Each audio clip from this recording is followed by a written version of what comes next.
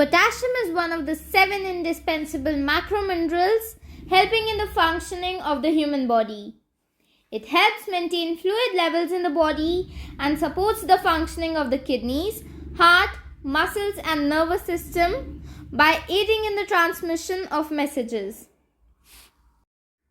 It is evident from the research data that we consume around 75% less potassium than our hunter-gatherer ancestors who thrived on a diet rich in low sodium and high potassium foods including wild animals, roots, fruits, tubers, nuts, cereals and seeds. Our current low potassium diet is believed to be unnatural and may contribute to physiological problems. It has been concluded by scientists that there has hardly been sufficient time for the genetic material to respond favorably to the excessive high sodium intake of modern man. Sodium and potassium have an inverse relationship, meaning when sodium levels rise, potassium levels fall in our body and vice versa. Because potassium and sodium function together, this ratio is crucial. When there is sufficient potassium, excess sodium is eliminated more quickly, aiding in the maintenance of an appropriate blood pressure and the avoidance of hypertension-related dangers such as heart disease and stroke. It is important to realize that according to the recent assessments of food consumption, we eat far fewer vegetables and fruits than we should. Many people in the world may be deficient in potassium despite the fact that vegetables and fruits are excellent providers of this mineral. 2 Japanese rural communities were compared for their eating patterns.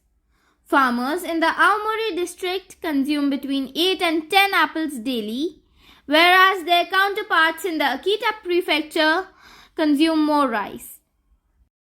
Those in the apple-eating district have a far lower stroke risk than those in the rice-eating area, and this is likely due to the higher potassium intake and possibly reduced sodium intake that results from eating so many apples.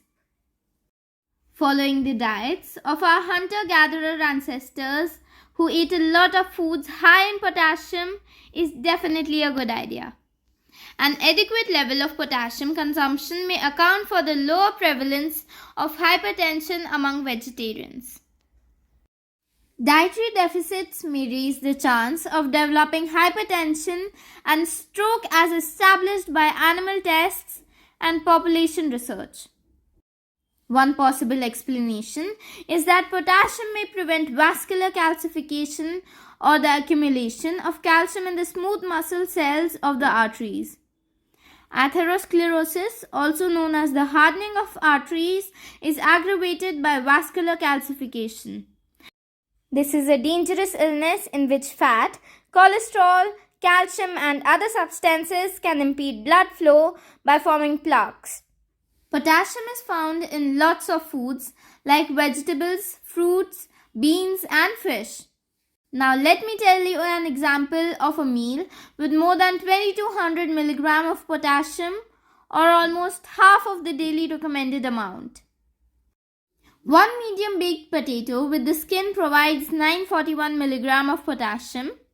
3 ounce wild Atlantic salmon has 534 mg of potassium. Half cup of cooked spinach offers 370 to 419 mg of potassium. 1/4 medium cantaloupe provides 368 mg of potassium. Other rich sources of potassium and associated amount it provides are 1 cup of prune, carrot or passion fruit juice, about 700 mg. Half cup freshly cooked beet greens, 654 mg. Half cup white beans, about 600 mg. 1 cup of coconut water, about 600 mg. 1 medium baked sweet potato, 542 mg. 1 cup fresh orange juice or canned tomato juice, about 500 mg. And 1 medium banana, 422 mg. A healthy adult man requires 3400 mg of potassium per day, while a healthy adult female requires 2600 mg per day.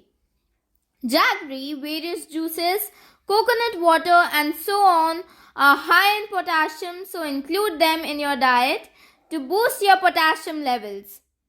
I hope you found this video helpful.